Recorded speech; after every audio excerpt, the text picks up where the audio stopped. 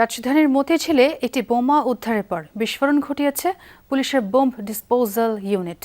সন্ধ্যায় metro rail স্টেশনের নিচে বোমাটি নিষ্ক্রিয় করা হয়। পুলিশ জানায় বোমাটি আইইডি। মেট্রো স্টেশনে দায়িত্বরত আনসার সদস্যরা জানান, ৬টার দিকে শাপলা চত্বরের দিকে একটি রথযাত্রা যাচ্ছিল।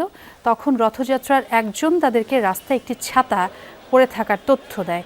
তারা ছাতাটি ধরতেই ভেতরে লাল আলো জ্বলতে দেখেন। ছাতাটি সেখানে রেখে পুলিশকে খবর দেন আনসার সদস্যরা। পুলিশ এসে বিষয়টি নিশ্চিত হওয়ার পর সড়ক বন্ধ করে দেয় এবং বোম্ব ডিসপোজাল ইউনিটকে খবর দেয়। পরে বোম্ব ডিসপোজাল ইউনিট এসে 7:50 ও 8:10 দুটি বিস্ফোরণ ঘটায়।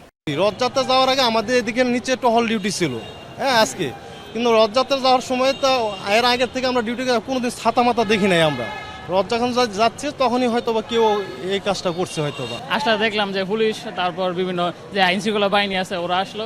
ওরা এসে আপনার দেখে বলছে এখানে মানে ছাতার ভিতরে বোম পাওয়া গেছে, তো এইটাই ওরা ব্লাস্ট করলো।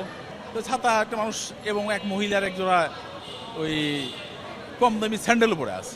তো এটা অনেকে ভাবতে পারে যে হুড়াহুড়ি যাচ্ছে লোকজন ছেড়ে যেতে পারে।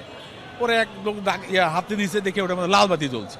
তা লাল বাতি জ্বলার পরিপ্রেক্ষিতে এখানে যে আনসার ভাইরা ছিল তারা আবার এটাকে সন্দেহ করছে। তা আমরা দেখে সরে গেছি।